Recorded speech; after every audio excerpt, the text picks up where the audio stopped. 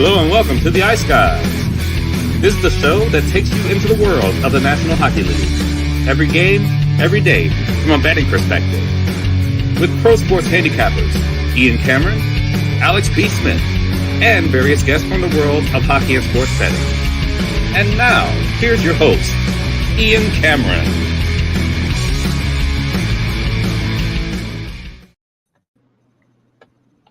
Hello, welcome to the Ice. I'm Alex B. Smith. I'm not sure where Ian Cameron is at the very second.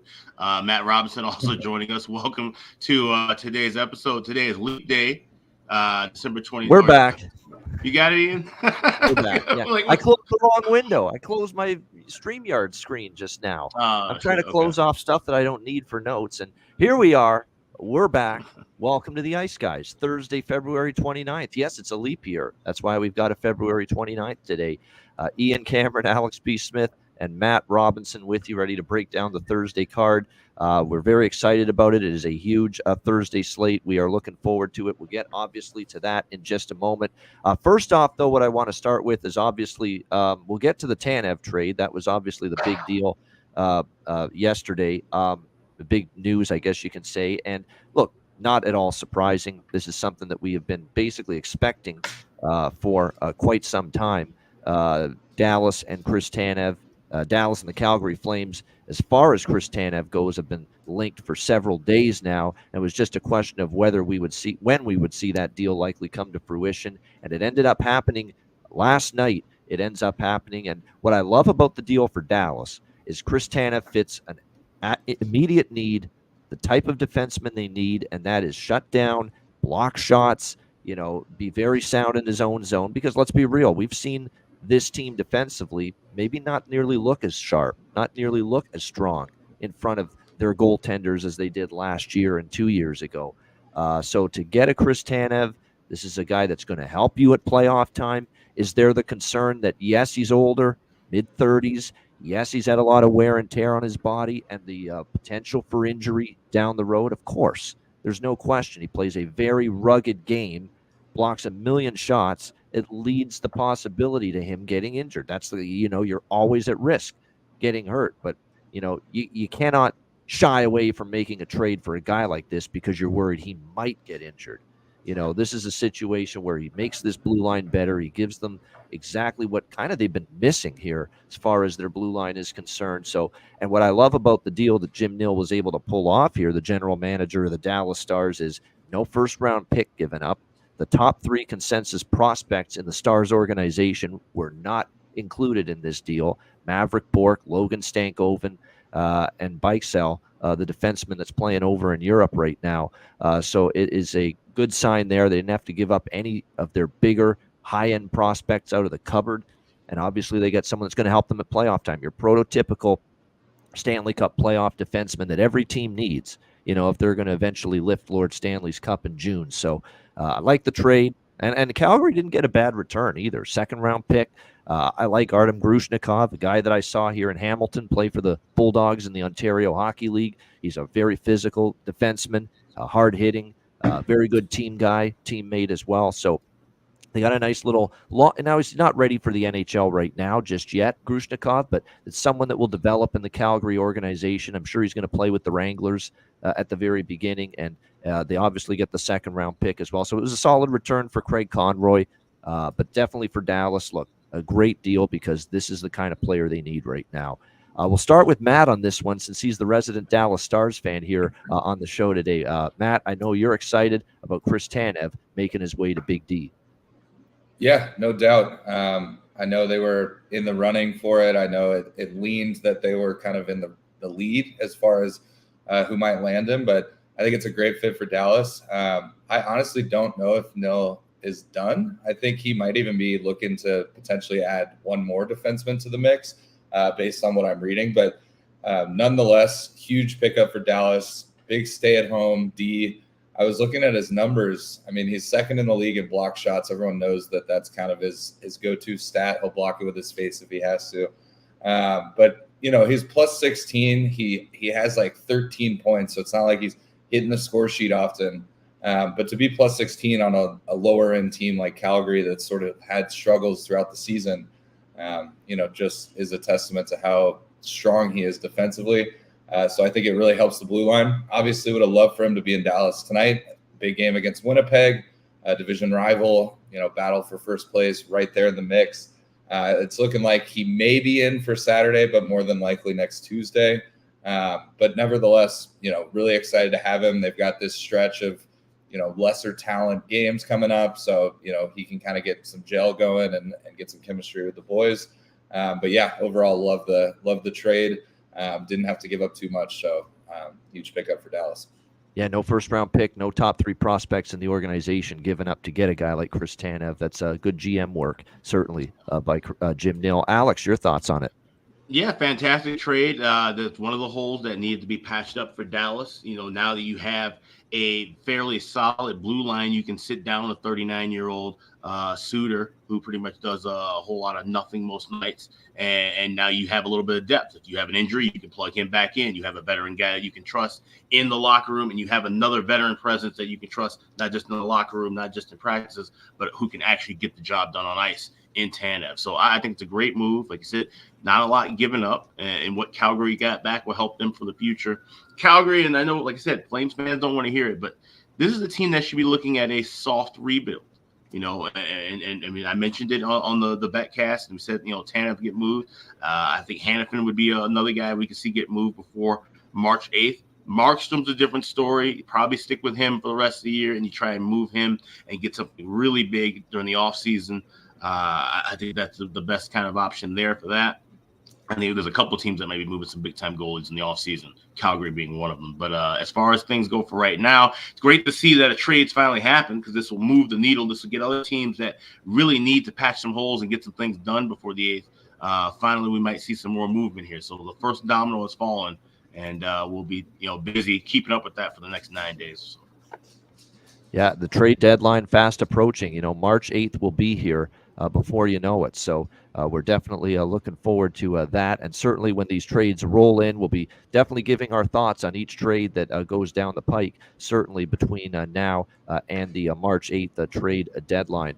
Wednesday, just briefly on the 2 games, Igor Shesterkin played great last night for the New York Rangers. I don't know about the team in front of him. I know they won the game 4-1.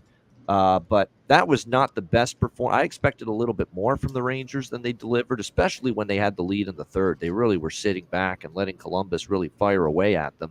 But Shesterkin was terrific, continues his really tremendous renaissance since the All-Star break, where he's looked like the old Igor Shesterkin again for the Rangers. But they do get it done. I did grab a little full game puck line. Unfortunately, I had a little more on the first period puck line, so would take the small loss there. But 4-1 with the Rangers there against the Jackets. And then in the second game, and now you're seeing why I've adopted the over trifecta route with some of these games lately, because look, there was a time when I would only be on over 6.5 in that Blues Oilers game last night, and I would have lost.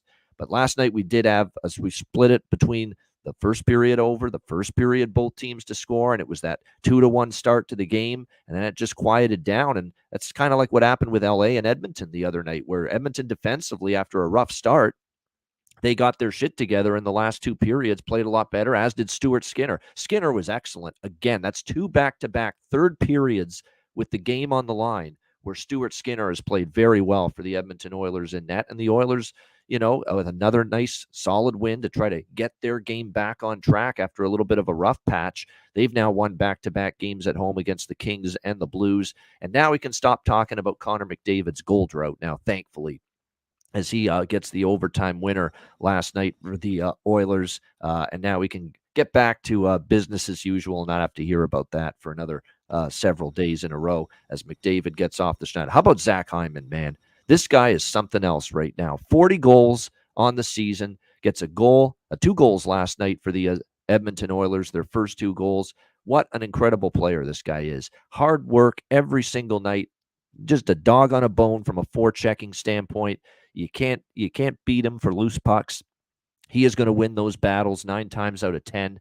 He is just a great, great hockey player, does all the little things right. And he continues to get better as well. He was already really good in Toronto years ago. He's even better now. And man, is he going to really come in handy having Zach Hyman on this team come playoff time. He's just the perfect type of playoff performer. And certainly, look, Edmonton's already yielding the benefits of his presence now. Wait till the playoffs start. Alex, thoughts on the 2 games last night? Yeah, I mean, it would have been nice to see those 2 goals go to Connor McDavid instead of Zach Hyman. But, yeah, he's been playing his ass off. And that's the key to why Edmonton's been so successful. Like I said, okay, fine. 1 goal in the last 11 games for Connor McDavid to go with 25, 26 assists now. That still counts for 27 goals for your team at the end of the day. So, like you said, we can put it aside. He's going to score again, but he's been helping his team out the whole time and getting other people involved. That's been the issue this whole time in the McDavid-Draisaitl era, is that there's not other people involved. It's 97 and 29 every fucking night, or they don't show up and they lose. So if you're an Edmonton Oilers fan, yeah, don't whine about the fact that he only has 1 goal. Whine, be happy about the fact he's chipping in and helping everybody else out and giving these other guys confidence. Like you said, once you get into the playoffs, where you're going to need 2 goals from Zach Hyman in the playoffs to possibly win a game, to even up a series, or to get you the lead in a series. Okay, it's not going to be 4 goals from McDavid. It's not going to be a hat trick and 2 assists from Draisaitl. So getting those other guys involved is better now and in the long run. And Stuart Skinner playing well, getting his confidence back at the right time, that is absolutely massive. So if he can stay healthy and stay focused the next 2 months, this is a dangerous Edmonton team as any. But also got to give a little bit of credit to St. Louis. They are scrappy. They are feisty. Much better than I thought they would be at this point. I thought this would be a team right there down there with the Arizonas and Chicagos of the Central, vying for a lottery spot. Here they are looking for a playoff spot instead toward the top. So if they can, they need to get some more consistent goaltending. They can't sit on a 2-1 lead against a team like Edmonton after the first 20 minutes. You got to keep pressing the action, take the crowd out of it. Those are those little things that help you become a better team toward the playoffs. When you have a 2-1 lead against a team like the Edmonton Oilers on the road, you need to come out guns blazing like it's Game 7, third period in that second period of that game. Put the screws to them and put that game out of reach. Yep. Those are the teams that win series. Those are the teams that win championships. Yeah, you can't let a team like Edmonton hang around because the firepower is there, and they proved that last night. St. Louis could never get it to 3-0. Edmonton got it to 2-1, and they could not get it to 3-1, and Edmonton tied it, and that's when you felt that game was slipping away a little bit from the St. Louis Blues. Matt, your thoughts on last night? Yeah, I didn't catch too much of the action. I did watch the first period of that St. Louis Edmonton game because that was the one bet that I was big on, was the first period over there. I actually got in at 2. On for whatever reason, the book I was using and was on the run was at 2 plus like 130. So that Zach Hyman power play goal at the end of the first period was big huge for me to get over that 2 bump. Yeah, so pretty light day for me betting wise. I did tail Alex on his Pacers -6.5 bet, which hit as well. So that was nice to see. And but yeah, didn't catch too much of the action last night. Obviously, just 2 games slate. Always try and catch the TNT game, but I just had a dinner to be at and stuff like that. So, but looking forward to tonight's card. Obviously, the Stars play, but really deep card in general. So, looking forward to tonight. Well, just from the time we've known you, you devote a lot of your nights to watching hockey. So every now and then you got to devote a night for something else. And last night was, one of those nights, a good night to choose to maybe do a little something different. No question about it. With only 2 games on the NHL slate, which is not the case tonight. It is a huge Thursday card, and we'll roll right into it. Buffalo, Tampa Bay. We've got the Lightning -150 home favorites, 6.5 the total in this game. The Lightning are back at home, where obviously they've been better this year. But even on home ice lately at Amalie Arena, this has not been a invincible Tampa Bay Lightning team. We've seen them only 2-4 in their last 6 games. In fact, they enter this game on a 3-game home losing streak. Remember, their last homestand, they were just 1-3. They got the win against Colorado, but they dropped 3 straight on home ice to Florida, Ottawa, and Washington. So laying -150 is not something I am doing with the Tampa Bay Lightning, and I'm sure everyone in the chat knows that already. This is not a team I'm laying -150 with, even at home at this point in time. Am I really in love with Buffalo that much? That's the question. They did play Florida very tough.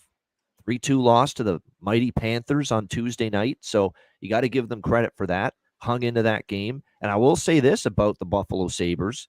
They actually, the last time they were in Tampa last year in February, they won in overtime, 6-5. And in fact, this has been a Buffalo Sabres team that has won 3 of the last 4 meetings against Tampa Bay. Now, the last meeting was earlier this year, was the one meeting of the last 4 that Tampa won in Buffalo, 3-1, January 20th. But this has been a bit of a difficult matchup for the Lightning. They have not been able to put the Sabres away easily or very lightly. So, yeah, with some trepidation, because it is Buffalo. But right now, the form of Tampa Bay does not merit minus 150 in this matchup. It just doesn't. I'm going to grab Buffalo plus 130. I really like the draw here. I think there's really a good chance we see overtime or a shootout. Buffalo almost got that Florida game the other night to overtime. 3 of the last 5 meetings have gone past regulation, including Buffalo's win here in Tampa Bay last February, 6-5. So, yeah, this is dog and draw split for me. There's dog and draw that I like a little bit more, a lot more actually in the next game. But for this game, a little bit here with the dog and the draw split. Sabres and draw for me. Alex, what do you think? Sabres, Lightning.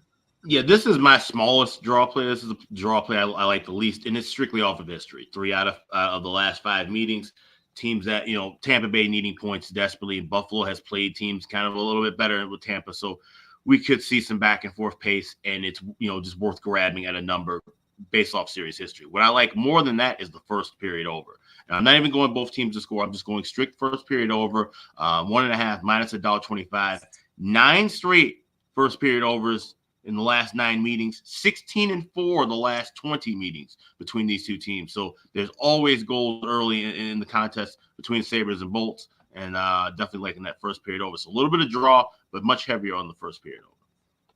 You know what? That first period over, I might even jump in on that just a little bit, because I remember the last game, which was in Buffalo. It was 3-1. It was that early game. It was a Saturday afternoon, really, really early start in Buffalo. It was 3-1 Tampa, and I believe two of the goals were or 2 of the 4 goals in the game were in the first period. So there you go. First period over hit in that game, even though the full game stayed under, because I do think this full game could stay under. I know Vasilevsky hasn't played as well, but he's definitely going to be pissed off about the way he played against Philly. He was bad, flat out bad in the Philadelphia game, especially in the third period. He'll want to bounce back, and I really like Ukko-Pekka Luukkonen and picked a pack of pickle peppers form right now for the Buffalo Sabres. He's been pretty solid for them lately. He's actually been on a nice little run. 3 of his last 4 starts he's won. He's given up 3 goals or less in 5 of his last 6 starts. So UPL's in a nice little groove right now for the Buffalo Sabres. Maddie, what do you think here? Buffalo, Tampa Bay. Yeah, I don't really like either of the sides here. I can definitely see why you're on Buffalo, but I never know what Tampa I'm going to see. They may come out and win this game 5-1, or they may lose 7-0. I have no idea. The only play for me pregame is that first period over. I'm seeing it at like minus 130, which is pretty good, price for a first period over. And then on the off chance it's a 2-0 first, you're safe from the both teams to score. So that'll be my only play on this one, at least pregame. So. All right, good stuff there. As far as props, there's not a ton I'm doing here in the prop market, other than I might look toward Nick Paul. Brandon Hagel point. I know Terry and others have been on Brandon Hagel point in a parlay of some kind repeatedly, so I wouldn't argue with that, obviously. And then on the Buffalo side, Dylan Cousins, someone that's kind of been spotty, a little bit quiet lately, but I think jumped out of the funk there the other night against Florida. Could see him maybe making an impact here for the Sabres in this game from a goal scoring standpoint. So keep an eye on that. Those are 2 props I would be interested in for that one. All right, we got the Bruce Cassidy Bowl next up, also known as the Vegas Golden Knights taking on the Boston Bruins. Boston minus 160, home favorites, 5.5 the total in this game. Yeah, Bruce Cassidy Bowl, Bruce's current team versus his former team. Vegas getting off the schneid, a much-needed victory to start this. Well, not start the road trip. They started it against Ottawa. They did lose that game, but they did bounce back. They beat Toronto, a Leaf team that gave them a thumping at T-Mobile Arena last week. Vegas turned the table against Toronto Tuesday night. I think that maybe gets them going. Not to mention Shea Theodore, was injured for a bit. Having him back certainly helps. There's no doubt for this Vegas blue line. Obviously still without Eichel and Stone. There's clearly still issues up front, but that was definitely a step in the right direction. It was a great start for Adin Hill, too, and he needed it. Adin Hill's kind of been treading water lately with his performance in net, but certainly the Vegas team needed a good pick-me-up performance and a win to feel good about themselves again, and they were able to get that against Toronto on Tuesday night. Now they take on a Bruins team that, look, this has been a rigorous schedule for the Boston Bruins. You go back to the start of, they played Dallas and they went to a shootout, LA in an overtime before that, 2 home games. Then they went on the road trip. And not only did they have to play 4 games in 4 games in 6 nights, Edmonton, Calgary, Vancouver, and Seattle, they had to empty the gas tank in all 4 games because they all went past regulation. So now that after those 4 hard-fought, intense road games in a row, all against pretty good teams, maybe with the exception of Seattle, which is more of a okay team, although Seattle, I think, is capable of better. That was a tough road trip, good opponents. You're coming back home off this long road trip. Every game was intense. Every game expended energy for this Boston team. It's just a brutal spot for Boston. They have laid eggs before coming back home off these lengthy road trips. I still remember the Seattle Kraken got them last year when Boston was coming back home off a very lengthy road trip last year from the West Coast. So I'm going to take a shot with Vegas here. I think they're live in this game. The Cassidy factor, they faced Boston enough since he's been there. I don't think it has the same cachet that it did before, where they rally around and win one for Cassidy here. But still, every time he goes back to Boston, after getting fired, there's that onus. Hey, let's get the job done here. And like I say, Vegas comes in here with some confidence. It wouldn't surprise me to see them get the victory. And they've actually gone to TD Garden, this Vegas team, and beaten the Bruins 2 straight visits here. 4-1 2 years ago, 4-3 in a shootout last year. So Vegas plus 140. And of course, we're on the draw again. We have to be. This is a no-brainer that we're on the draw here. 6 straight overtime games for the Boston Bruins. 6 straight past regulation. 7 of the last 8 games for the Boston Bruins have gone past regulation. We've been on a handful of them as well with the draw. We're riding it back, running it back once again tonight. So Vegas and draw for me. Alex, Golden Knights, Bruins. Yeah, we'll have the poll at _Ice Guys on Twitter. What we're going to come up with a nickname for Boston as far as their draw run goes. But Boston draw party, pretty good. I like draw that party one. Was good. Drawston Bruins was another one we talked about in the backcast. So we'll let the people decide with that one. But either way, yeah, we're running back with the draw again, obviously. But I do like Vegas here. I grabbed plus 135 yesterday, and like I said, this just feels like a good spot for Vegas to get things in the right track. He said they're not afraid of the spot. They're not afraid of the venue. You're not going to have this Vegas team be, rattled by anything, even going through their bumps and bumps and having their losses. They'll be geared up and ready for this game. And like I said, the Cassidy factor just adds to that. And just a little bit. It's not, it wasn't some kind of bitter firing and it led to some kind of rivalry or whatever. But it's just going to have everybody amped up and just a little bit sharper. So, guys want to play well for their coach and knowing that, that spot and that time is the same group of guys from the last couple of years. So I think we see the same kind of play. And I think it's going to be a fairly close one. I think Vegas gets the win. If I had to pick a correct score of some sort, I would say 4-3 Vegas in shootout. That would work for me. I think that we could definitely see that. No question about that. Yeah, the Drawston Bruins. I had not heard about that idea to call it that until Alex mentioned it. I think that one sounds pretty good as well. Matt, what are you doing here? Vegas, Boston.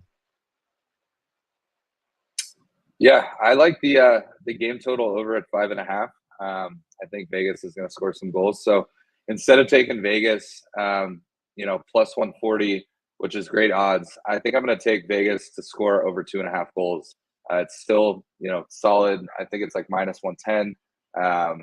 That's still solid for me. And then on the off chance, Vegas loses 4-3 in overtime, you're safe with that team total over. So I'll be on that and the game over. I might jump on the first period over as I think Vegas, is feeling good about themselves after that Toronto win. But yeah, my big 2 plays here would be the game over and then the Vegas team total over. And then I'll jump on the draw as well, just given the streak right now. Bruins off the road trip might be a little sloppy with the puck, especially defensively in their own zone. And I'm seeing now Vegas has gone over the total in 4 straight games. Yeah, I'll sprinkle a little bit on over 5.5 here in this game. I will, just based on the number being what it is. I know it's a system play for Matt. He always says at 5.5. I'm looking at over regardless of matchup and situation. So, yeah, I think I might get in on that for a little bit too, the Golden Knights and Bruins as far as that total is concerned. There's a lot of good options for props. We mentioned, I think they're all still good options as far as Coyle. He's been good, certainly for them. Geeky is starting to pick up again and make something happen for the Boston Bruins as well. Nick Waugh, with what he's been doing, I think is very live. So those are some props I would look at here tonight. All right, the New York Islanders taking on the Detroit Red Wings next up. Even money right here, pretty much both sides minus 110. The total sitting at, it looks like 6 or 6.5. Actually, most books have 6 with the total here between the Islanders and the Red Wings in this game. The Red Wings continue to look, very impressive, winning games. The home record's been very good. 18-8-5 this year at Little Caesars Arena. They've now won 6 in a row, and the latest win was an 8-3 beatdown. 8-3 pounding over the Washington Capitals. They beat Chicago, St. Louis, Colorado, Seattle, Calgary before that. So it's been a very good run of games for this Detroit Red Wings team. Islanders, meanwhile, they had a rough weekend, losing at St. Louis, losing to Tampa Bay. But then they bounced back against Dallas 3-2 in overtime. I think that was a very advantageous situation, though, for the Islanders to take care of business against Dallas, considering just the grueling schedule that the Dallas Stars went through, particularly on that road trip. We'll see if it can carry over here to this game. They played back in October. Red Wings got a 4-3 overtime win against this Islanders team. We'll see if they can duplicate that here tonight in this one.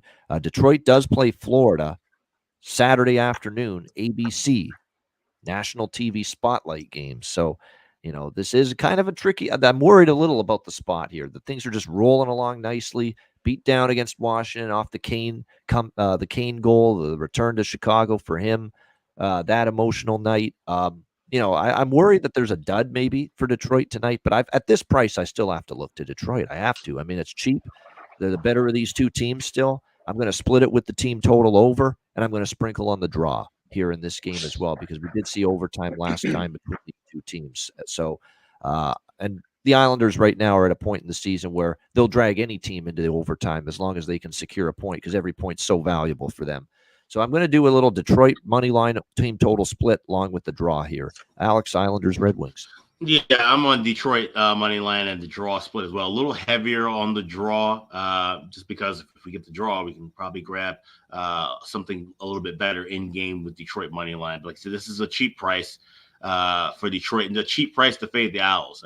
I don't like the Owls' form right now. And like I said, they usually find ways to hang around in games like this, but it wouldn't shock me one bit too if they end up losing 5-2, 6-2, and getting blown out. Like I said, I don't think there's going to be too much of a letdown from the whole Kane atmosphere and things. If anything, that would probably be more on the Chicago end, which we'll talk about in a little bit. But I think Detroit's focused and they're primed on trying to be a playoff team.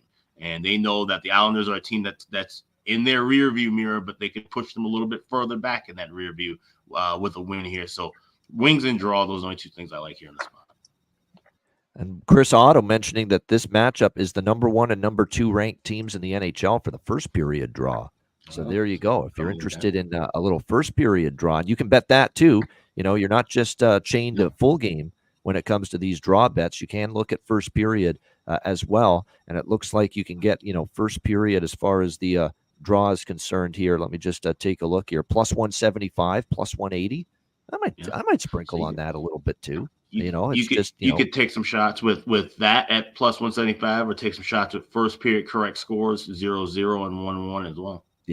Yeah, those would be the obvious correct Divided scores. 0-0 and 1-1. Yeah, no question. So I think because that your potential score, correct score options, after the first period are lesser, that early into the game. So 0-0, 1-1, you could do a little bit of a sprinkle on that, no question. But yeah, first period draw. You're talking about the number 1 and number 2 teams with the most first period draws this season, going head to head in this game, Islanders and Red Wings. Matt, what do you like here?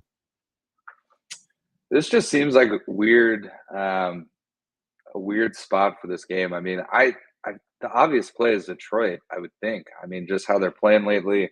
I agree with you on the Islanders win in Dallas, great win for them, but I don't think it shows me that they're back or that they're rolling or anything like that. So, yeah, I mean, I feel weird about it, but I'm definitely going to take Detroit money line, as well as the Detroit team total over, and then I may sprinkle on that first period draw. It might be a fun little play for the first set of games to see if I can get that to stay 0-0 or even be 1-1. But I think there will be goals, so I would lean if you're going to take the correct scores. If you were just going to pick one, which there's no reason to, but I would lean 1-1. I think there will be at least a goal or two in this first period, but yeah, I lean Detroit here. I'm not really sure why it's sort of a pick 'em, but I'll take it.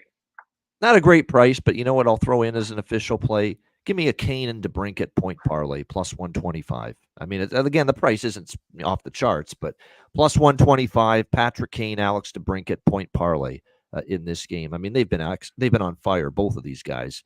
And I think when you look at it, that's pretty, I don't want to say nothing's a lock, but even at plus 125, that seems like a positive expectation, same game parlay wager if I've ever seen one, is just asking and you don't have to worry about goal or assist.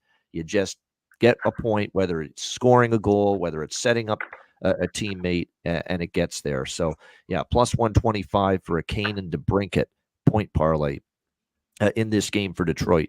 I think that's definitely worth a look, especially with the heater that both of those guys are on right now for the Red Wings. All right, Carolina Hurricanes and Columbus Blue Jackets. Next up, we've got Carolina minus 250 road favorites here in this game. The total 6.5 across the board. Very, very tough situation for Columbus, right? In New York last night against the Rangers, they lose 4-1. They probably played a little bit better than the final score indicates, but final score is all that matters. And unfortunately for Columbus, they fall short to the Rangers 4-1. Now you got to play on a back-to-back. You've got to put Daniil Tarasov in there in this game tonight for the Blue Jackets against this Carolina team. And we know he's had his issues in between the pipes for the Jackets most of the season. Fantilli. And now you lose Kent Johnson as well. In addition to, you're already down Adam Fantilli. So we'll see if Columbus can somehow cobble together a solid effort tonight against a very good Carolina team. But it's certainly not going to be easy given the scheduling situation and a couple of these injuries they're dealing with, and a goaltender that's just 4-7 with a 3.65 goals against average and 887 save percentage in net in Daniil Tarasov. So very, very tricky here. I'm going to take Carolina's team total here. Look, the Carolina team total bet is always dicey because this team can clearly be very comfortable and satisfied winning 2-1, 2-0, 3-1, 3-0. They don't always get you the 4 goals that you need as far as team totals are concerned.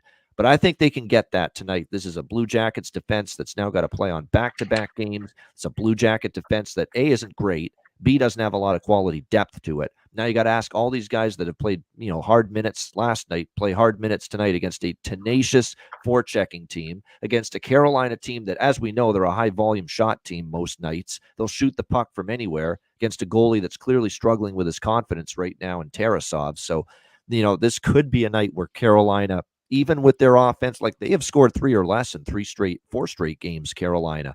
I totally get it, but I think this is a spot against a tired team, a weaker defense, weaker goaltending for the Carolina Hurricanes to get to 4 goals tonight in this game. And if you actually look at series history between these two teams, specifically here, Nationwide Arena in Columbus between these two teams, Carolina won 6-2 in Columbus last January. Before that, they lost in a shootout. They put up 3, but before that, they also scored 7 and 5 goals. So they basically put up 4 or more in 3 of the last 4 trips to Columbus. So I'm going to take my chance that tonight they can get that offense going enough to get to that 4-goal mark. Again, this is a team that sometimes parks the bus with the lead, can sometimes be more than satisfied. Just, hey, we've got our 2 goals. We've got our 3 goals. We're up 2-1, 3-1. We'll just protect the lead, get the W, and move on. There is concern about that, but I think given the spot for Columbus on the road, back-to-back, Tarasov and net, who struggled, and the fact, of course, that The defense for Columbus isn't that great to begin with. Heavy minutes last night, heavy minutes again tonight for a weakened blue line. I think this is the night Carolina can get to 4. So Hurricanes over 3.5, team total minus 136. And clearly I'd rather lay that kind of a price than minus 250 in this game. Alex, what do you think here? Hurricanes, Blue Jackets. Yeah, this is going to be a pass for me. I feel like if I bet Canes team total over, this ends up being a 2-0 game. And if I bet the under, this ends up being 6-5 in a shootout. So I'm just staying away from this. It's a big enough card. I like other stuff on the board. All right, nothing wrong with that. All right, Matt, what about you here? Carolina, Columbus. Yeah, I really feel like it'll be a pass for me as well, at least pregame. I'm not going to lay minus 250 on Carolina. I do think they win the game. I'm in agreement with Alex on the over-under. If I take the over, it'll be a 2-1 game. If I take the under, it's going to be 4-0 or 4-2 after the first. So, yeah, it'll probably be a pass game for me. Maybe a couple props here and there. They jump on Stefan Nason anytime goal scorer or something like that. Just since I was on the show today and that's been hitting. But as far as sides totals, don't really like anything in this game. Yeah, this is one where, I'm not in love with either puck line, Carolina first period or full game puck line, but this is a spot where if you like a puck line, I favor the full game because you want the third period as part of your bet because that's where Columbus is back. That's where the back-to-back spot's going to hit Columbus most, third period tonight in this game. So that's why I prefer full game puck line if you're going that route for the Carolina side of the equation here tonight in this game. But again, Kochetkov has not been confirmed yet for the Carolina Hurricanes. That's why the team total was my first look, my first choice in this game because I don't want to be dealing with puck line if we get a Ronta sighting here tonight for the Carolina Hurricanes. So keep an eye on who's going to be the tendy here tonight for the Carolina Hurricanes in this game. All right, and by the way, for props, it would be only the Russian trio for Columbus. They're the only guys you can rely on night to night. For Carolina, we've talked about Natchez. We've talked about Bunting is a good call from Terry. He's been noticeable lately for sure. Those would be the props certainly I'd be looking at for Carolina tonight in this game. All right, Montreal and Florida next up. We've got the Florida Panthers as sizable home favorites, as you would expect, minus 340 here in this game against the Montreal Canadiens. Total sitting at 6. Pretty much across the board, shaded to the over in this game. It is Sam Montembeault back to Florida. He was in that organization at one time, and he certainly played one hell of a game against Arizona the other night. He's the reason the Canadiens beat the Arizona Coyotes the other night. 36 saves on 38 shots. I think it was one of his best performances of the year in that game. Spencer Martin, right? It's not going to be Ronta, of course. Spencer Martin. Ronta, I think, is still unavailable. Yeah, if it's not Kochetkov, it'll be Spencer Martin. Ronta's still out. Thank you for that. Forgot about that. All right, Montreal, Florida. Yeah, I mean, I don't know if that's enough to take Montreal, though. What, Montembeault is just going to go back there and bagel the Florida Panthers? I'm not so sure. And while he was great against Arizona, let's not forget he kind of had some rough games before that. The loss to Buffalo, the loss to the Rangers where he gave up a 7 spot. In fact, he was on a 3-start losing streak before snapping it with that win against Arizona. And Arizona, he looks at this situation as, they can't get out of their own way right now. So that's why we can't get too excited about what Montembeault was able to do in that game against the Coyotes. Let's see him go to Florida here against the Eastern Conference champions and get it done. Florida's dominated this series, 6 straight victories. What's amazing about this series is since December of 2022, 6 straight Florida wins, all 6 of the victories by 3 goals or more. Not 2 goals or more, 3 goals or more. So if I'm looking at Florida tonight, I'm going to take my shot with a minus 2.5 alternative puck line on the Florida Panthers tonight. That would be the way I would go about it. Now, they've got Detroit on TV, national game TV, ABC on Saturday. I don't know if that's a huge big deal, though, as far as a look-ahead spot. They've just completely dominated Montreal. And at this point in time, I don't know if I trust Montreal against quality foes. They got pummeled by the Rangers 7-4. The last time they played a really, really good hockey team, I can't even count the Devils as a really good hockey team right now. The last time they played someone really good, like near Florida's caliber, was the Rangers, and they lost that game 7-4. So this would be Florida team total over and or take a shot with the alternative puck line on the Florida Panthers. Again, 6 straight victories over Montreal by 3 goals or more.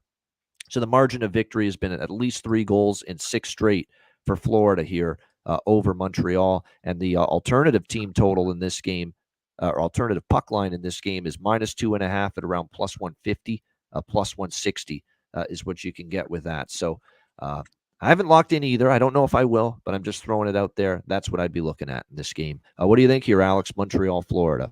Yeah, it's another pass for me with the giant price here. Like I said, you could kind of play around with things. Maybe look if the people who like to add things to parlays, this would be kind of a parlay piece game.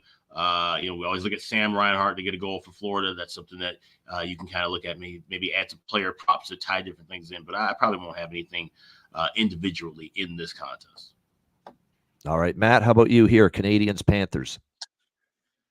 Yeah, I'm in a similar boat, just given that it's such a heavy price, but something that I just found that I definitely love and I will be taking is Florida over 1.5 goals in the first period. I'm seeing it as high as +195. So I think for them to come out and score 2 goals in the first would not be anything surprising. Especially given that Montreal New York game going 7-4. So yeah, that'll be my only play pregame. I might look at Florida team total over 3.5, but even at that price, it's tough odds. And then I do like that Florida -2.5 look alternate puck line, so I might sprinkle on that as well. Yeah, Florida first period puck line for Chris Otto. He says he likes that in the chat. You like that team total over 1.5 is a good value, certainly with the Panthers. Anytime you get a team total over 1.5, close to that 200 price, that's pretty good. Sam Bennett is someone I'd look at for Florida. He's starting to pick it up. We know Tkachuk has been better lately. And yes, Brandon Montour, there's no question. He's actually worth a goal prop look tonight. 3 goals in the last 5 games, 8 points in the last 5 games as well for Brandon Montour. So shooting the puck quite a bit. It is absolutely worth a look right now with what he's doing. Yeah, Mike Matheson against his old team. Yeah, Mike Matheson is a guy that he was piling up some points for a while there for the Montreal Canadiens. And you look at him, he's been starting to heat up again a little bit lately. Now, do we trust him to score? I don't know. He's only got 8 on the season, but certainly an assist prop, a goal prop. You could split both with Mike Matheson. You're right. He used to be a Panther. It's where he started his career, 5 seasons here from 2015 to 2019. So, yeah, definitely. I think that's worth a shot. I mean, for the old former player angle. And the one thing about Matheson is, while his offense is erratic, and especially goal scoring, he hasn't been able to produce a ton, 8 goals. He does play number 1 power play, so he will have the opportunity, no question. And it should be, by the way, for the Panthers, it's Anthony Stolarz who's going to get the start tonight, not Sergei Bobrovsky for them. But keep in mind with Stolarz, this has been a very nice run for him. He's been very good lately. 4-1, 7 goals on 144 shots, .951 save percentage in those 5 starts, 1.97 goals against, .925 save percentage. It's time to stop thinking of Anthony Stolarz as an inferior option. He's played very well for the Florida Panthers for most of the season. All right, next up, we've got the Arizona Coyotes, who the losing streak and the plight continues for them. They go to Toronto to take on the Leafs. It is Toronto -230, home favorites in this game, total 6.5 across the board. I'm actually tempted again somehow by Arizona, but I think I've had my fill after the Montreal game the other night. That's a spot where, they've stepped down in class. They just couldn't get the job done. These are spots where Toronto's had Toronto has not beaten Arizona in regulation at home in Toronto, I believe, in like 20 years. I saw that somewhere. It's crazy that they have had this kind of a problem at home against the Arizona Coyotes. And you just go back and look at recency between these two teams here in Toronto. Last year, 4-2 Arizona here in TO. The year before that, 5-4 Arizona in overtime here in TO. Before that, Toronto did win, but 3-2 in overtime.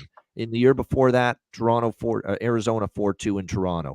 So 3 of the last 4 visits to Toronto, Arizona's won, and the only Leaf win was in overtime. So they've clearly had their hands full with the Arizona Coyotes, just overall, but especially here at home. That being said, they did beat them handily last week in Arizona, and Arizona's in a really, really, really bad way. Yet Toronto, off the Vegas loss, they got to stop the bleeding. No one's going to accept them losing tonight to this Arizona team, regardless of the revenge factor, regardless of the fact that, Toronto struggled in the past with Arizona. This is a team that is ripe for the picking, struggling mightily, can't buy a win right now. Awful loss to Vegas, Toronto, the other night. This is where Toronto's got to step up and get the job done here. And the fact that they're going to go to Joe Woll in net tonight, Joseph Woll is in net. He's making his return. He has not started in a long time. He had a lengthy injury absence, but he got a rehab start in the AHL last Friday. He looked spectacular in it. 37 saves on 38 shots and a 4-1 win. He looked ready to go, ready to rock. Let's not forget he played well before the injury that he suffered, and the players are going to want to win this one for him in his return and everything he's gone through trying to get back from that injury. So, I'm not sold this is that same old, we're going to bet Arizona here in this spot for me, personally. I think I might sprinkle on the team total because I could see them getting a 3 here in this game. There is that factor and I like Woll.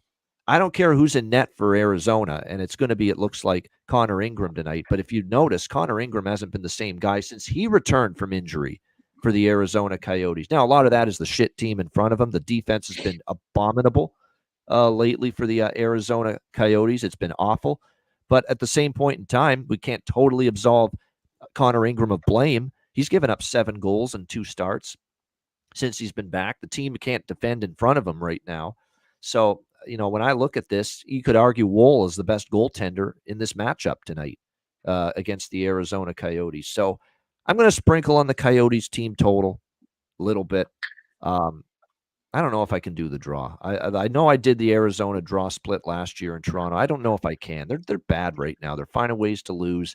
Toronto's got to step up here. I will sprinkle on the team total over. What I will do, though, is the over trifecta as well in this game. My first of the card, over 1.5, over both teams to score first period, both of those, as well as over 6.5. And keep in mind, with Toronto, we've got these second period and third period over trends that have been very strong for the Toronto Maple Leafs. So while I'm on the first period, both teams and over 1.5. If it starts slow, we can jump in on the second period, third period overs here later in the game. And keep in mind, the drill by now. We do a little over 2, pre-period, both teams to score, pre-period, and then we look for over 1.5, minus 120 or better during the period.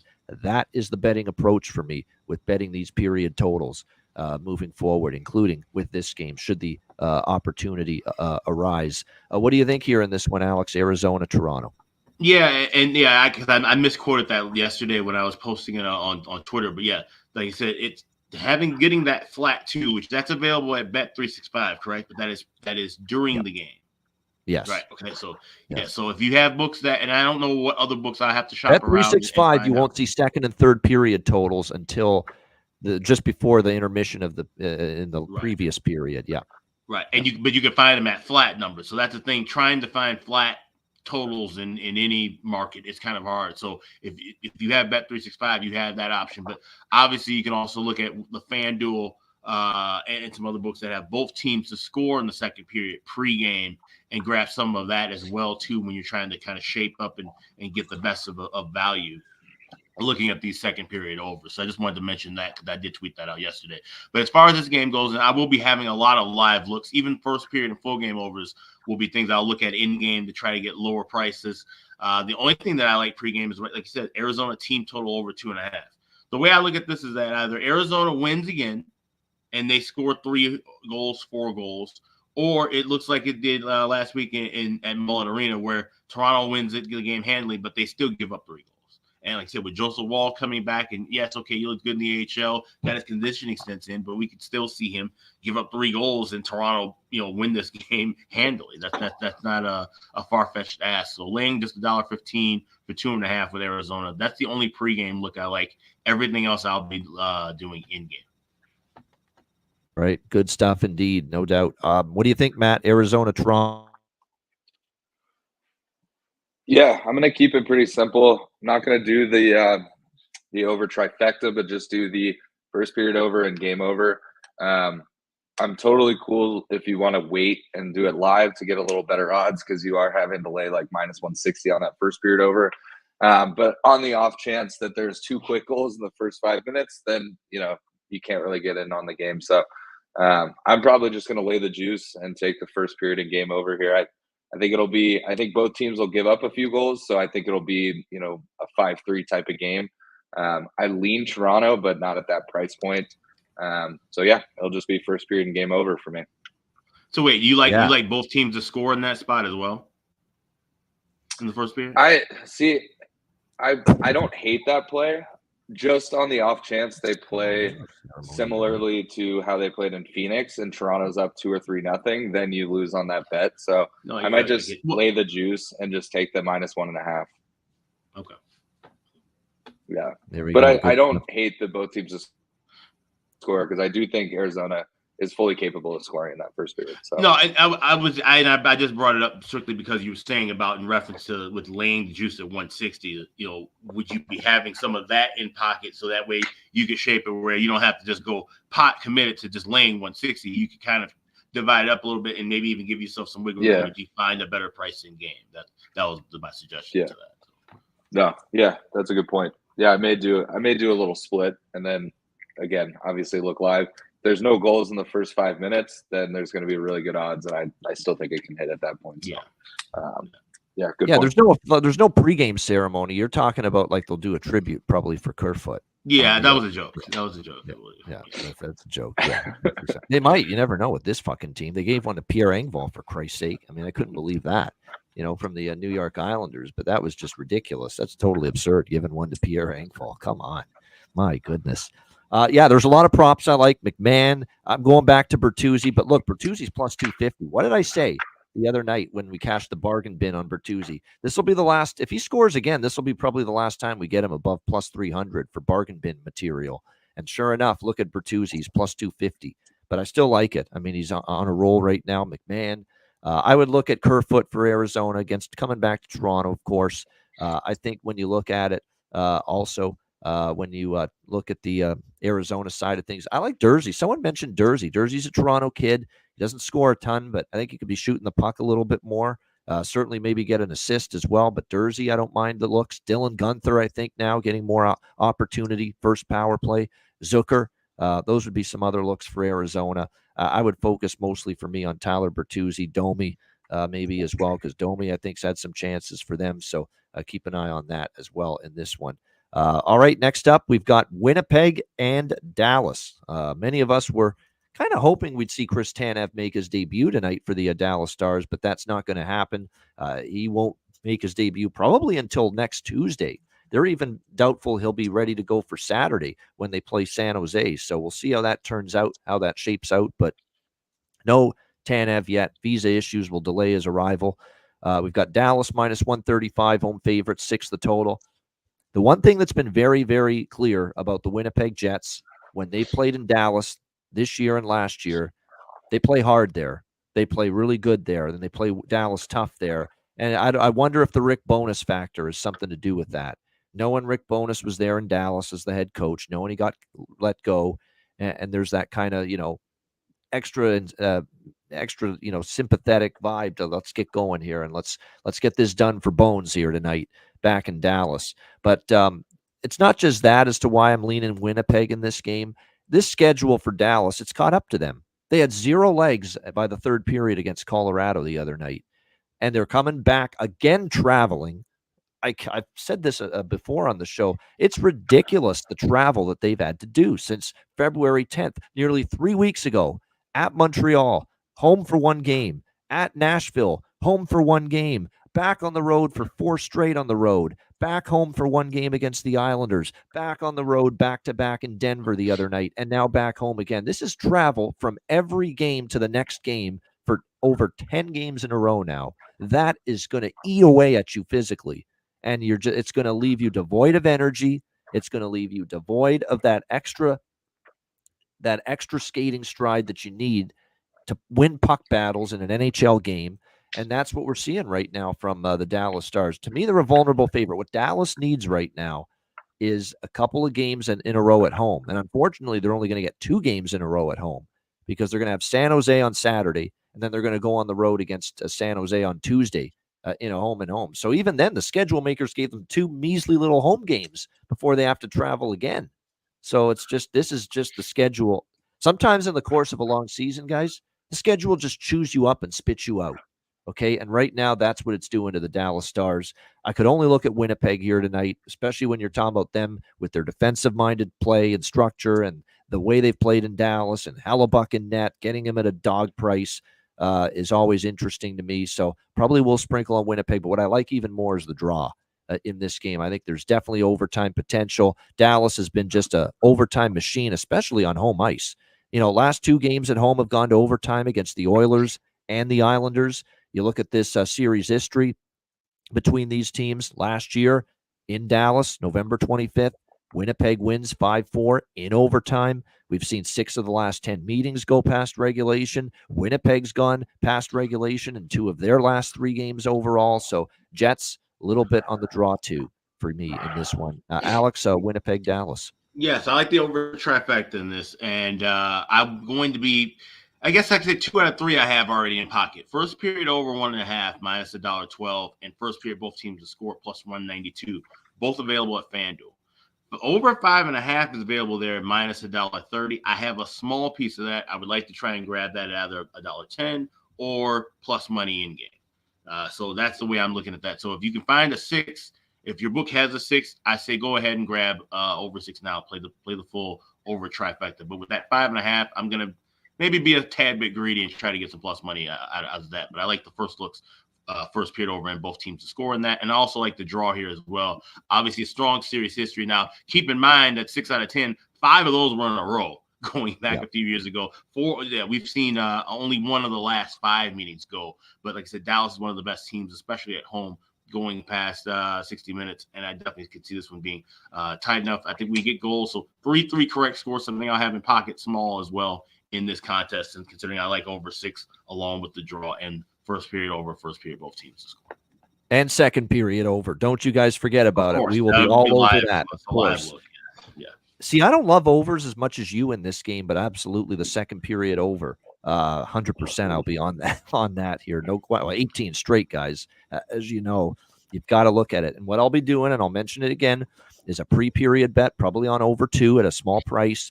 Both teams to score second period, and then we'll get over 1.5 at minus 120 or better during the second period if that price comes about. That's the approach I take now with these period totals, how to bet it, because you just can't lay over 1.5 in the period before the period starts, unless you want to lay minus 200 or something like that. And I don't think many of you want to do that. What do you think here, Matt? Winnipeg, Dallas.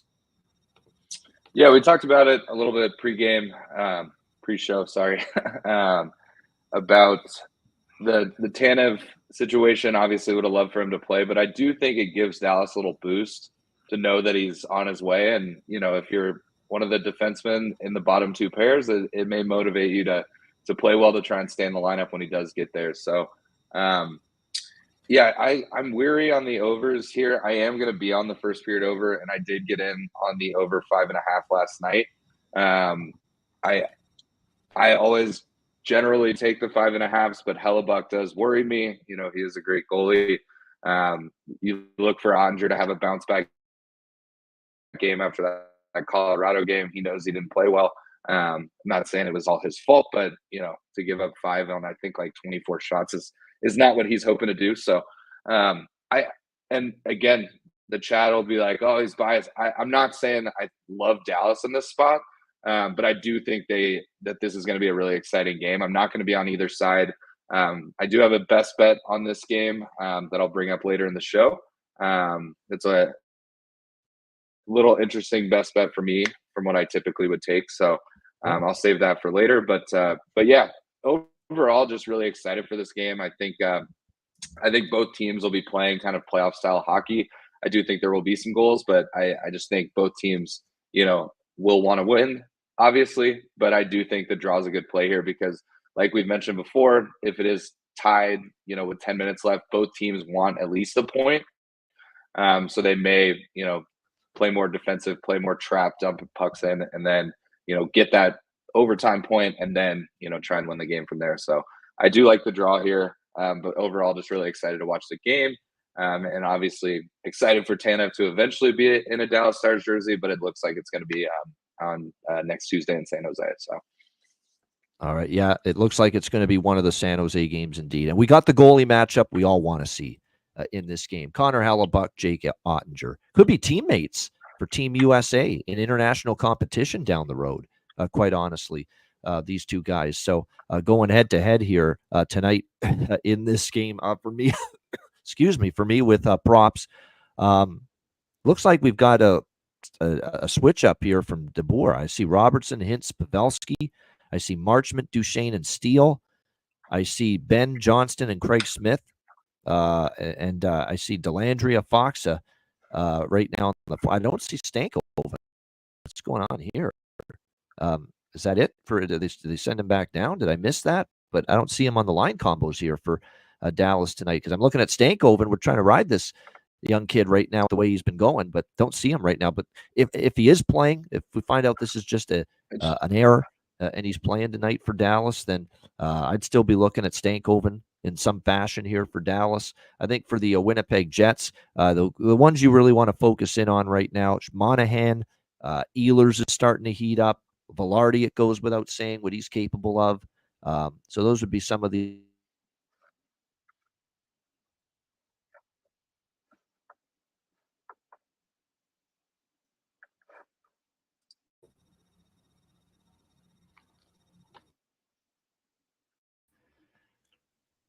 There we go. We're back. Sorry. Monahan, Ehlers, they'd be what I'd be looking at for Winnipeg, Monahan, Ehlers, and certainly Gabe Velarde. Certainly the players would be most interested in as far as props go on the Winnipeg side of things. All right, Minnesota and Nashville next up. Nashville minus 115 home favorites. The total 6 here in this game tonight. These are two surging hockey teams right now, and I still put Minnesota in the category of playing pretty well, even after the loss to Carolina the other night. Where they got Kochetkov. He was very good in the third period. Carolina ends up getting the 3-2 win in that game. How they fare in this game, but this is a huge game. These are two teams that are right on that outer edge of the wild card race in the Western Conference. Huge points on the line. The draw to me is the obvious bet here. I really do think we're going to see a good chance for overtime here with these two teams. I honestly lean Minnesota a little bit.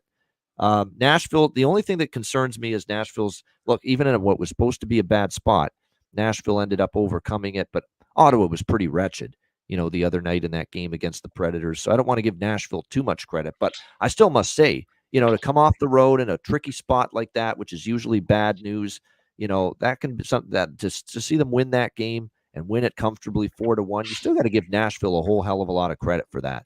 No question about it. So for me, I've got to lean to Minnesota, but I think I'm only going to stick to the draw here. Alex, what do you think? A very important big time matchup here as far big points here on the line, on the table for these two teams, Wild Predators. Yeah, absolutely. This is a game where I like to draw here, but I'll be looking at some things live. I could see this obviously being a local game with the Wild. I'll be watching this one closely. I'll probably be having a lot of next to score props. So this is one where you definitely follow me on Twitter at AX Smith Sports. I'll be tweeting these out if I like them. So this is a live game for me that I had kind of circled, but I like the draw here. I grabbed plus 340 this morning. And like I said, two teams that need the points desperately, two rivals. They always have some really good battles back and forth. So just kind of adjust things live and just hope for the draw. Definitely should be a fun one tonight. No doubt. A couple of better starts for Gustafsson. Step in the right direction. He had really been scuffling a little bit for a period of time there. But the Edmonton game, even in the loss against Carolina, I don't think he played that bad for the Wild in net. What do you think here, Matt? Minnesota, Nashville. Yeah, this is one. I may end up passing on this pregame. I do think there will be some live bets as well. But maybe a first period over here. I think both teams want to come out strong. So, maybe there's 2 goals in the first. But two teams that are obviously battling for playoff spots. I do think the draw is a nice play, just similar to Dallas, Winnipeg. If it is tied late, both teams want to at least secure that 1 point. So definitely like that. But maybe first period over here, but don't really love anything pregame. Even say I love the props here in this game all that much. I know I'm tempted to go to Nyquist again, the Gus bus, because he had been quiet, but he's starting to heat up again. I think you got to go to the Gus bus, quite honestly. He is heating up 6 points Goals in 3 straight games for the Nashville Predators. Yeah, it's. I think it's time to get. He's a streaky player. Remember the streak he was on earlier this year. We talked about Gustav Nyquist props pretty much every game for the Nashville Predators when he was surging offensively earlier in the season, and he's starting to get back to that right now for the Predators in recent games. And again, plus 270 for a goal, plus 144 for an assist. And keep in mind too with Nyquist here, recent games, like I said, starting to pick it up. Forsberg too. But obviously you don't get great prices with him. To me, Nyquist is the one for sure. And by the way, 2 and 3 points in 2 of the last 3 games. You could go plus 500 is out there on Nyquist over 1.5 points. Just saying that is a quite a strong price there at plus 500 for someone that's had a multi-point game now in 2 of the last 3 for the Predators. All right, as we continue along here on this big Thursday slate, next up here on this Thursday, we've got the here we go. Yeah, Colorado, Chicago. This is actually national television tonight on ESPN tonight. A Thursday night national TV game for them with the Avs and the Blackhawks. Colorado minus 270 road favorites. The total 6 across the board in this one. This is the closest reincarnation to Gary Thorne on the mic that ESPN has calling the game tonight. Bob Wischusen for this Colorado-Chicago game. When you look at this matchup tonight, I'm going to definitely go with the first period over. There's no question when it comes to Colorado-Chicago. Colorado's on this over first period type of train again, big time in recent games. I think now the run is 9-2 to the first period over for Colorado in their last 11 games. And that's been the trend lately for Colorado. They score, and their opponent often can get on the board. I don't know about their opponent getting on the board tonight, but the opponent getting on the board is more possible now with Justus Annunen confirmed in net for the Colorado Avalanche. So maybe this is both teams to score. And the one thing about this game, because Colorado is such a huge road favorite, you're going to get both teams to score first period in this game at a hell of a good price. Sounds like that dip that I always get. Hell of a good. But yeah, I mean, this price is certainly up plus 180 is what we're looking at here for both teams to score between the Avs and the Blackhawks. And say what you will about Chicago. We've talked about this pretty much all season, this theme. Chicago at home plays tough, plays hard. They don't shortchange the fans from effort as far as the home games are concerned. And it wouldn't surprise me to see them, give Colorado a solid battle. I don't know about win the game. We know Colorado's been a little iffy on the road at times. But in this spot here tonight, Chicago might be able to dent the twine a little bit, knowing that it's Annunen in net. Now, Annunen did have a better start when we saw him last against Detroit. He gave up 2 goals. They lost in overtime, but he certainly played better than he did before that. But I got to see, let's see the guy have 2 good games before we're ready to say he's taken a step forward as far as progress is concerned. So I lean full game over too, but this is one where I like the goals earlier in the game for sure. Over 1.5 first period, both teams to score first period. Alex, Colorado, Chicago. Yeah, I'm right there in that first period over. Don't like both teams to score as much, even though last 2 meetings at the United Center, we have seen both teams score. But that's probably the only thing that I have here. I can't make a case even for an Avalanche team total. Maybe a Hawks team total live. If we see Annunen look like shit, then maybe we could try and grab, he gives up a goal early. We try to grab a 2.5. And maybe the Hawks stand a chance in this one. But obviously Colorado is a much stronger team overall, even with Annunen and net in this game. Could get out of hand. Like I said, if we see a little bit of a hangover in a contest between either Chicago or Detroit in their game tonight, I would expect it more to be Chicago, especially from the crowd. Right? If you were at that game on Sunday, then he's not going to have the same atmosphere. Oh, electric atmosphere. Yeah. Especially with a later start, too. This is an 8 o'clock local time. Usually it's 7 or 7:30. So that also makes kind of a difference, too. I just don't see where the same energy is going to be able to be matched by the faithful at the United Center tonight. And I think that kind of maybe could translate onto the ice a little bit, too. So first period over is the only thing I like here, and I might look for some things in game. Absolutely. 2 props I really like for Colorado. We're back. We're back on our Turi Lehkonen again. He's on fire. He's playing with McKinnon and Rantanen on the first line for Colorado. He's been great, scoring, assisting, getting points. I think he could sprinkle on goal, assist. Could even maybe take a shot at over 1.5 points for Artturi Lehkonen tonight. And now that it's 2 games in a row, he scored for the Colorado Avalanche from the 4th line. I'm going to go again with Andrew Cogliano. Why not? I mean, it's now 2 games in a row he scored against Toronto and Dallas for this Colorado team. You're getting these mammoth prices. What was it, plus 900 the other night when I cashed with him against Dallas to score a goal? So now it's 2 in a row that he scored. Plus 850 is still out there. PointsBet, FanDuel, plus 800. Why not? Put a couple bucks on it. He's on a heater for Andrew Cogliano standards. 2 games in a row with a goal for the Avs. What do you think here, Matt? Colorado, Chicago. Yeah, I'm in agreement with both you guys. I'm definitely on the first period over. I don't necessarily like both teams to score. I think it could be a Colorado 2-0 first period, maybe worse.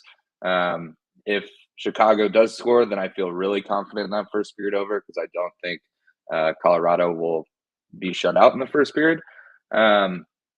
But yeah, don't really like anything else. Obviously big prices on both ends. I would obviously lean towards Colorado, but not going to lay minus 270. An interesting prop that I may throw literally like $1 or $2 on is Seth Jones, Caleb Jones, both to score.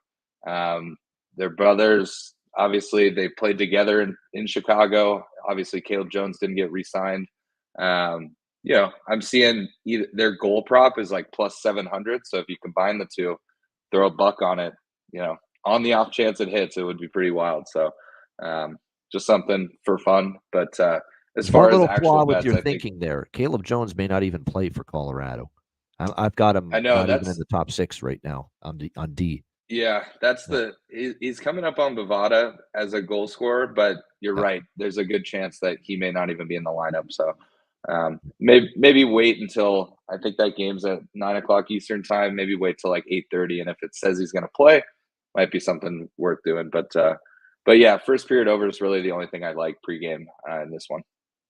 Yeah, and So yeah, I've got Caleb Jones and Curtis McDermott, the extra defenseman for call. Yeah, because everyone's healthy on the blue line. It looks like right now. Yeah, Cale Makar, Devon Taves, Sam Girard, Josh Manson, Jack Johnson, Bowen Byram. So yeah, it looks like everyone's healthy on the blue line. So it's a good theory, but we may not get to put it in practice if Caleb Jones is a no-go here tonight for the Colorado Avalanche in this game. All right, Pittsburgh and Seattle. We've got the Seattle Kraken minus 115, home favorite, 6 the total. I believe in momentum, and Seattle's kind of had a tough schedule, and they've kind of been up and down, but that was a galvanizing win for them, I thought, against Boston, because they were down, they came back, they were down again, they came back again, and they ended up winning that game for the over the Boston Bruins in a shootout.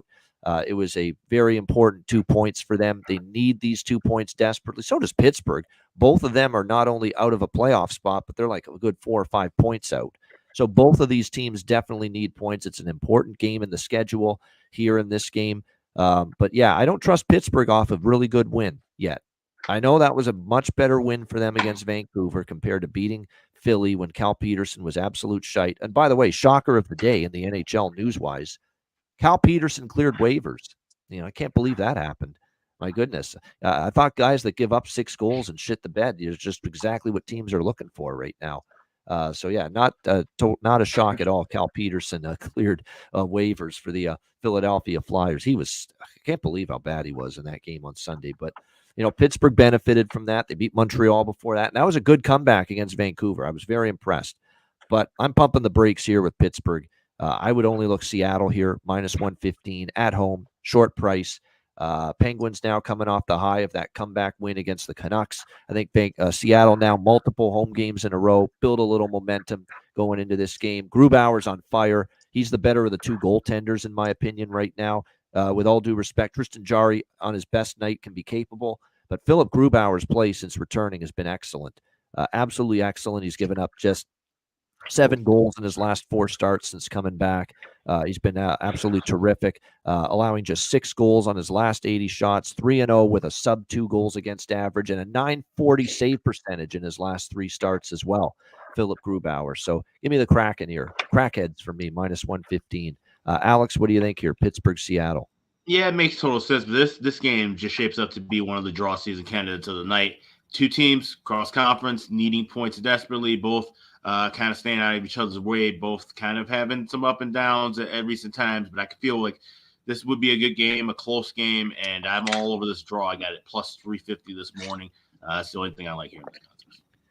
All right, liking the draw. I would lean that way too. This is definitely one where I could see the draw coming through here, Penguins and Kraken. Keep in mind, both teams, their last game was a draw hit. Boston, Seattle, and of course Pittsburgh in their overtime win against Vancouver, which also ended up cashing the draw. So, like I said, I prefer Seattle to the draw, but I might get in on the draw for something small. What do you think here, Matt? Pittsburgh, Seattle. Yeah, I'm definitely on Seattle on this one. I just can't trust Pittsburgh, and Seattle being at home, I give them a little bit of an edge. I do think this is a good draw candidate. I didn't have it written down pre-show, but I definitely will be taking the draw here. It's the same thought process as Alex mentioned. Neither team cares if the other team gets a point. They're different conferences, but they both desperately need points. So 10 minutes left. They may mutually agree to let's get this to overtime, and then we'll play it out from there. So I'll be on the draw and definitely on Kraken money line in this one.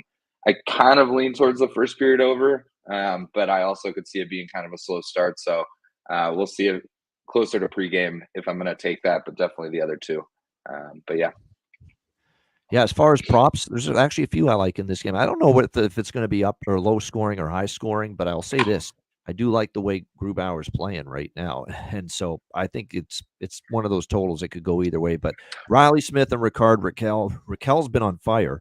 Not so much Riley Smith, but I'm going to keep betting Riley Smith as long as he's playing with Sidney Crosby on that top line. And meanwhile, Rakell's doing all the production right now with Crosby on that top line. He's been very good. So I would certainly look in that direction. Maybe it sprinkles on Emil Bemstrom, the guy that they just acquired from Columbus, and Lars Eller, who scored the other night for Pittsburgh. There might be some value there. And for Seattle, McCann, yes. Eberle, yes. Bjorkstrand, yes. He's starting to heat up for them. Andre Burakovsky doesn't look like he was going to play. He's been struggling, but he's been very noticeable. He's had a million chances. So if Burakovsky was in the lineup for Seattle, I might have looked at his props, but it doesn't look like he's going to be in. And yes, Vince Dunn, 100% with Vince Dunn. He is heating up on the blue line right now. His offense has been noticeable. What is it? 4 points, 3 straight games with a goal, point in 4 straight games for Vince Dunn. So yeah, the Vince Dunn Express. He gets it done, and he's getting it done right now for the Seattle Kraken. No question about that. So good prop there as well. All right, LA, Vancouver. Vancouver minus 140, home favorites, 6 being the total here in this one. All right, Vancouver frustrated the hell out of me the other night. You're up 2-0 in the first. When you're on a team total 3.5 and you end up losing in overtime 4-3 to a Pittsburgh team where really all that and not that enamored with, I should say, and about their ability to be consistent night to night. But LA, are they fading? I mean, they've had a tough week. They've lost both games on the road trip in Alberta, losing to the Oilers and the Flames. Can they bounce back? It feels like this is a circle the wagon spot for the Kings, that they'll probably bring a good effort here. And Vancouver's a little vulnerable right now. And you're looking at them just 1-5 in their last 6 games. This is the first official, skid, malaise, slump of the season, if you will, for Vancouver. I'm not rushing to lay $140 with Vancouver either. They've gone to overtime in 2 straight. It'd be draw or pass for me. And even prop-wise, there's not a ton I like here, other than probably I would say Besser's heating up for Vancouver, and you got to keep riding Kevin Fiala right now for Los Angeles, who continues to be, I think, one of their best offensive players right now. So maybe those props, maybe the draw. Nothing strong, though, for me in this game. Alex, what do you think? Kings, Canucks? Yeah, I didn't even grab the draw here because I could see where if Vancouver can get their shit together, they could win this game in regulation. But like I said, these are 2 teams that are just kind of in iffy spots right now. At plus 370, it's worth having maybe a little bit of draw in pocket. But this is a game I don't like at all. I just wanted to watch, wait, maybe see something pop up live. Yeah, nothing wrong with that. I felt the same way. It's just I don't want to lay it with Vancouver right now. Let's let them go through their little slump right now that they're in. But I don't trust LA enough either at the moment. I know they had a little bump with Jim Hiller initially. Other than the Buffalo game, they had won every other game until these last 2 now. They've lost in Alberta both games. So we'll see how this one plays out. What do you think here in this one, Matt? LA, Vancouver. Yeah, don't really like anything pregame. I lean towards the first period over because I think both teams would love to get a goal going quickly. But I don't know that I can trust it with Vancouver being kind of up and down right now. LA is playing better, but they are on the road up in Vancouver. So probably a pass game for me. And then, as Alex mentioned, I might be watching it live and see if there's something, worth taking live. But pregame, nothing here for me. Nothing here for Matt in this one either. Kings and Canucks. All right, final game now of this Thursday slate. It is not the most. It seems like we end these great, huge cards with not the most glamorous game, and we've done that again here with the Anaheim Ducks and the San Jose Sharks. Anaheim minus 135, road favorites. The total in this one sitting at 6, shaded to the over. The hell do you do with this, huh? How do you lay $135 with Anaheim? And I'm done with San Jose after that. What they did for me the other night against New Jersey, just completely shit in the bed hard the moment Blackwood got injured in that game, and it totally crumbled after a great first period from San Jose against New Jersey, and completely, utterly collapsed the rest of the game against New Jersey the other night with Kakkonen in net, who was Kaka. If he's anything like he was the last game, I mean, Anaheim should probably win this game. You know what I'll probably look at here is probably a small over trifecta. I can't help myself here. How do the goals not flood in with these two teams right now?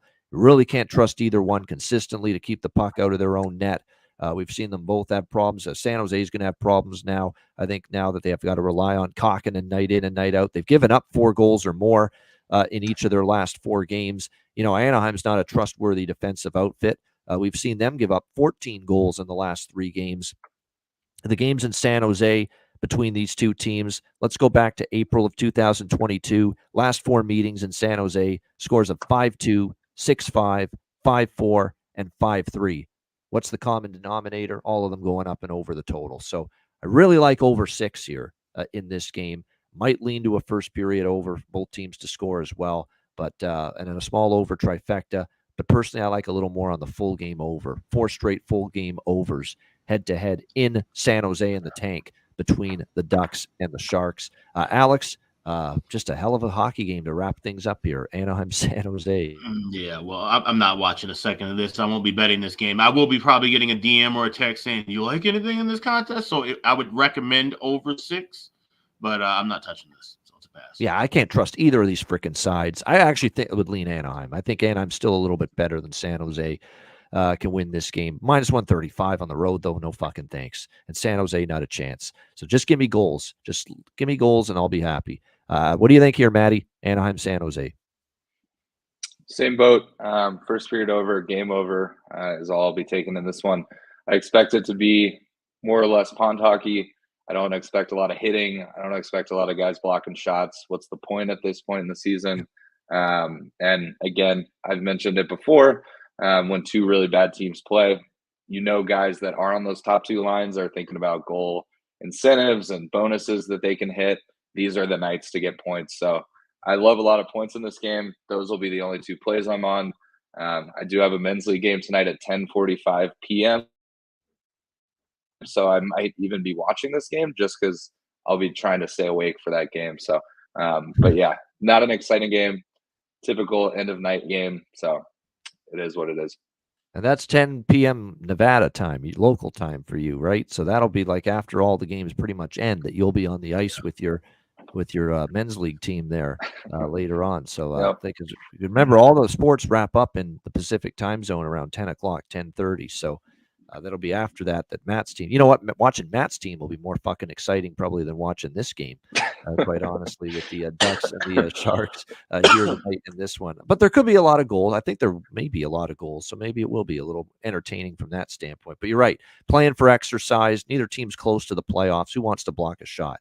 That is a theory I've said many a time for sure. All right, great stuff. That is the Thursday card. Shout out to everyone tuned in. 260 live viewers. We appreciate it so much. Hit the like button. And a reminder, patreon.com/iceguys, just $10 per month. And again, goalie charts, totals charts, power ratings, and more there every day. And sides totals and player props from Alex and me and our guests every day posted on the page. And, of course, more Patreon-exclusive live betcasts coming up in March and beyond. So make sure you sign up. Patreon.com/IceGuys. Your $10 per month subscription goes a long way to keeping the show rolling for the long term. Patreon.com/IceGuys, just $10 per month. Sign up for that. And of course, make sure you get your gear and your merch at the Ice Guys store, iceguys.myspreadshop.com. Yeah, today is the last day where you can save 20% off. You just go to iceguys.myspreadshop.com, click on the redeem button at the top of the page, add everything to your cart, and you'll get 20% taken off of your order at checkout. That is at iceguys.myspreadshop.com. We've got some Matt Robinson sympathizers in the chat. B. Rocco, I had a beer league game at 11 last night. Brutal. Alan Trimble, the dreaded 11 p.m. local time beer league game. So there you go. He's going to be feeling it, stumbling around, heading home maybe after that game from getting off the ice for that one late tonight for our guy Matt. But good stuff. And also a reminder, too, there's some news. As you know, I don't know if everyone knows this, but lately we've had our shows 3 days a week. We loan the Ice Guys show out to the Fired Up Network with Joe P. Runs that, and we've been doing that for a while. Well, they're launching True TV Plus next week in the U.S., and we're going to have our show sent to them. They'll put it up there. All the shows that are on that platform are at random times. They just run one after another, no set times. But if you have True TV Plus in the U.S., you're going to see our faces. And you're going to see the Ice Guys show on there 7 days a week. So that's pretty cool. And like I say, hopefully America's ready for us there. True TV Plus, they're starting next week. Yeah, I'm curious to know how the editing process is going to work out. But that's wonderful. Shout out to Joe P. and the Fired Up Network and True TV Plus for adding us onto the rotation. And I said, hope you guys catch us there. Yet another avenue to find the Ice Guys. Yep. Absolutely. That's what we're looking for. We're trying to get this show out there in a million different ways as much as humanly possible. No question about it. All right. So with that in mind, we'll be back in a moment with Bargain Bin Special of the Night and Best Bets to wrap up the show right after we hear from our daily sponsors here on the Ice Guys, our friends at Boston Hemp.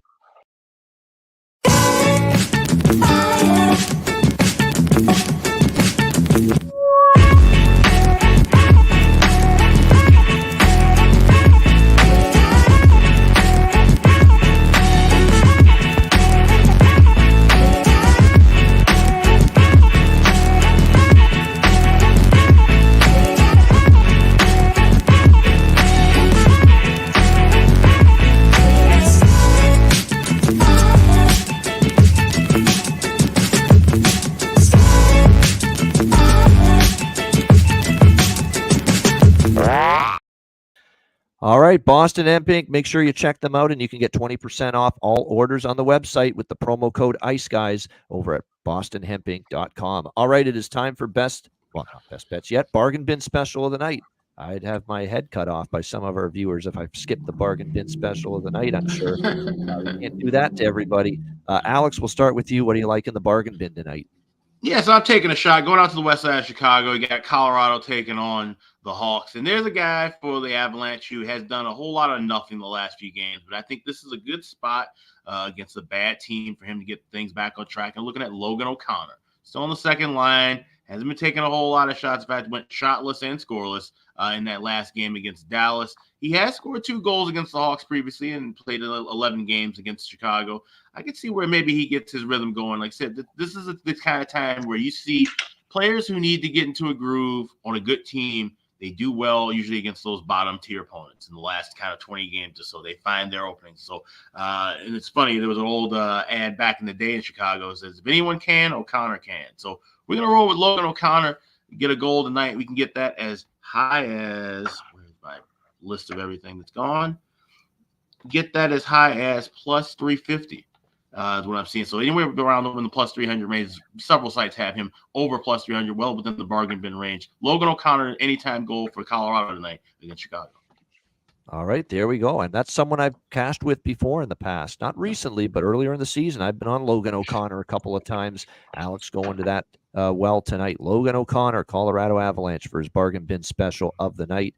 Matt, I was all bargain bin special of the night. What do you got? Yeah, so I'm sure everyone's expecting me to go to Dallas. I'm actually going to keep it out west. I do love a Thomas Harley goal tonight again. I think he's due. But as far as bargain bins go, I'm going to take it Let's see. Games in Vancouver. He's playing on the first line with Kopitar and Byfield. I'm going to take Alex Turcotte anytime goal. I'm seeing it as high as plus 600, plus 650. A player playing on the top line with those two, why not? So Alex Turcotte, anytime goal scorer for the LA Kings. All right. Interesting. I like it there. Mr. Turcotte here for the LA Kings. The Alex Turcotte, which you can find as high as plus, holy shit, 850 at PointsBet for Alex Turcotte to find the back of the net tonight for the LA Kings. My bargain bin special of the night. There are some teams, it's just uncanny how many times a player that used to play for that team comes back and scores against them. And one team that it seems like every former player comes back there to Toronto and scores against them. It happens against the Leafs. So with that in mind, I'm taking Alex Kerfoot for the Arizona Coyotes tonight, a former Leaf who's actually not been in bad form offensively the last month or so. Defensively, Arizona's been a wreck, but they've not always been as bad offensively during this losing streak. And Alex Kerfoot's been a part of the offense. Plus 430 at FanDuel for Alex Kerfoot tonight against his former team, the Toronto Maple Leafs. I mean, you're seeing fucking Pierre Engvall earlier just recently for the Islanders come back to Toronto and score against the Leafs. So this is insane how much this happens. So I'm rolling with it. And the price is great. Alex Kerfoot, Arizona Coyotes, plus 430. For my bargain bin special of the night. All right, it is time for best bets to wrap it up for this Thursday show. Alex, what do you got for best bet? Yeah, we're going Buffalo, Tampa Bay. First period over 1.5. You can get minus $1.28 at FanDuel. 9 first period overs in a row. Head-to-head meetings, 16-4 the last 20 meetings. I do expect goals back and forth here early in this contest. So give me Sabres and Bolts. First period over 1.5. That is my Thursday best bet. All right, there it is. Buffalo and Tampa Bay, first period over. Best bet for Alex P. Smith. Matt, what do you got for best bet? Yeah, so I am going to take this one to Big D. There's a player prop for a best bet, which is unusual for me. I don't think I've ever done that. He's about a point-a-game player against Winnipeg. He always tends to play well against Western Canada, and he's been playing on the line with Wyatt Johnston and Logan Stankoven. So I'm going to take Ben anytime point tonight. It's plus 110 on Bovada. You can probably get a little better price, but I think that line's been rolling. Wyatt Johnston, anytime goal prop's always a great prop. And if he scores, there's a good chance Ben's got a point. He's also on their first power play.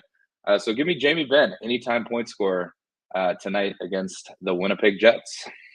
There you go. I like it. Not many of us use player props as a best bet, but that's clearly something you can do on the show. And I like it. Jamie Benn to get a point, plus 110 for the Dallas Stars for Matt Robinson and his best bet. My best bet for this Thursday card, I can't determine whether, you know what? Let's do it. Let's make a draw a best bet. It's hit 6 times in a row for crying out loud. Why not 7? I hope I don't put the kibosh on it, making it a best bet, but we're going to do it. Let's go Vegas-Boston draw. That's right. A rare draw bet. And I know the haters out there that hate that we're on the draws like we are on the show daily are going to love hearing this, but tough shit. Fuck them. Vegas-Boston draw, plus 350 at FanDuel for my best bet. Hey, 6 straight Boston games have gone to overtime. I think it makes sense. It's a great price. Let's take a shot here. Vegas-Boston draw, plus 350. For my best bet here for this Thursday NHL card. That'll wrap up this edition of the Ice Guys. Thanks to everyone in the chat for joining us. Hit the like button on the way out. We appreciate it very much. A reminder, the Ice Guys is live 7 days a week, Monday to Friday, 2 p.m. Eastern, Saturday and Sunday, noon Eastern. If you can't watch the show live, download the Ice Guys podcast in audio form on all major podcast platforms, Google Podcasts, Apple Podcasts, Spotify, Stitcher, iHeartRadio, Amazon Music, and more. Download the Ice Guys podcast when you can't watch the show live. For Alex B. Smith and Matt Robinson, I'm Ian Cameron. Have a great Thursday night. Enjoy the games and good luck. And we are back tomorrow for a Beantown Friday edition of the Ice Guys.